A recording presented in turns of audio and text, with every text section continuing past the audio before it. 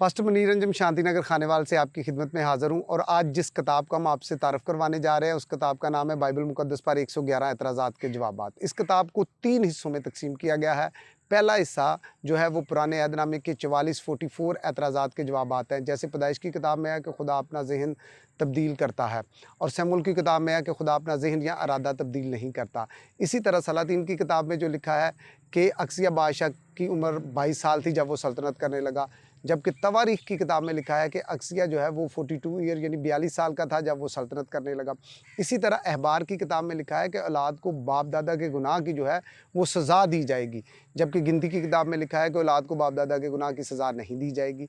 पैदाइश की किताब में लिखा है कि खुदा कसम खाने की इजाज़त देता है, जबकि गिनती की किताब में लिखा है कि खुदा कसम खाने की इजाज़त नहीं देता। दूसरा इस किताब का जो हिस्सा है वो नए अहदनामा पर एतराज़ात हैं। 67 एतराज़ात के जवाबात हैं। जैसे अमाल की किताब में लिखा है कि यीशु मसीह को ज़ैतून से आसमान पर उठाए गए, जबकि लूका की अंजील में लिखा है कि यीशु मसीह जो हैं वो बैतनिया के गाँव से आसमान पर उठाए गए। इसी तरह मत्ती की अंजील में लिखा है कि जब यीशु मसीह ने अंजीर के दरख्त पर लानत की तो वो उसी दम सूख गया, जबकि मरकज़ की अंजील में लिखा है कि जब यीशु मसीह ने अंजीर के दरख्त पर लानत की तो वो अगले दिन सूखा। और इसी तरह मत्ती की अंजील में लिखा है कि यीशु मसीह शरीयत को पूरा करने आए और लूका की इंजील में लिखा है कि यीशु मसीह ने शरीयत को जो है वो मनसूख किया। बाइबल मुक़द्दस पर तनकीद करने वालों के साथ एक बड़ा मसला ये है कि वो यहूदी कल्चर और यहूदी तवारीखी वाक़यात से जो है ना वो बिल्कुल नावाकिफ़ हैं। जैसे एक तनकीद करने वाला पौलुस रसूल के बारे में कहता है कि वो कभी अपने आप को यहूदी कहता है, कभी फरीसी कहता है, कभी अपने आप को तुर्सी कहता है, कभी रोमी कहता है, झूठ बोलता है। लेकिन अगर हम थोड़ा सा भी गौर करें ना तो हम देखें तो यहूदी उसका मज़हब है, फरीसी उसका मजहबी फ़िरका है और तुर्स उसका आबाई इलाका है और रोम जो है वो उसकी नेशनैलिटी है। रोमी होना जो है वो उसकी नेशनैलिटी है। बाइबल मुक़द्दस की मुखालफत और बाइबल मुक़द्दस पर एतराज़ और बाइबल मुक़द्दस को रद्द वही शख्स कर सकता है जिसको ये रद्द करती है, जिसको ये मलामत करती है। जैसे देखें ना, सदूकी क़यामत को नहीं थे मानते और वो यीशु मसीह के साथ क़यामत के बारे में सवाल कर रहे हैं। हर लिखारी जो होता है, हर मुसन्नफ़ जो होता है वो अपने दौर के सियासी, माशी, माशरती हालात का एक अक्स अपनी तहरीर में पेश करता है। बाइबल मुक़द्दस के मुसन्नफ़ीन ने जब लिखा तो उन्होंने भी अपने माशरती इल्म को, जो उनको रूहुल कुद्दुस ने इंस्पायर किया, अपने माशरती इल्म के मुताबिक उन्होंने उस बात को तहरीर कर दिया।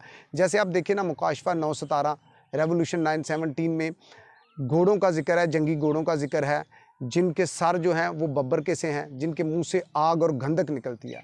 दरअसल खुदा बाप जो था वो यूहन्ना आरफ को जंगी घोड़ों की शक्ल में टैंक दिखा रहा था, लेकिन उस वक्त टैंक का लफ्ज़ ही नहीं था, टैंक का कोई तस्वर ही नहीं था। यूहन्ना आरफ का जो माशरती इल्म था वो जंगी घोड़े ही थे जो जंग में इस्तेमाल होते थे, तो उसने उसी तरह उनको बयान कर दिया।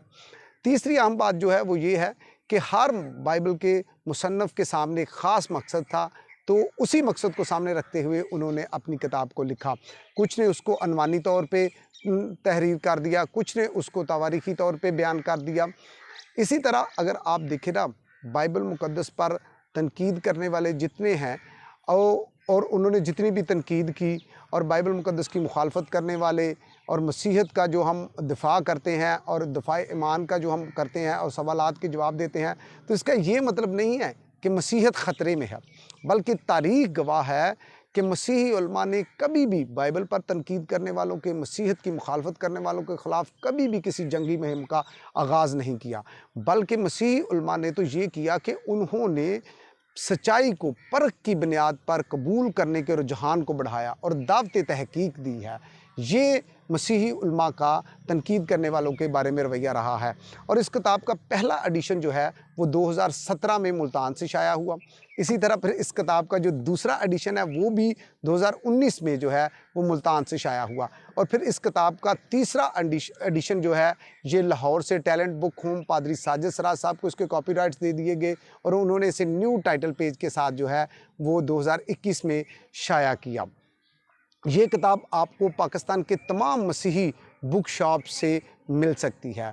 और इस किताब में जो 111 एतराज़ात और कुछ ख़ास मज़ामीन हैं उनके बारे में हम एक वीडियो की सीरीज़ शुरू कर रहे हैं जो आपकी खिदमत में हम पेश किया करेंगे।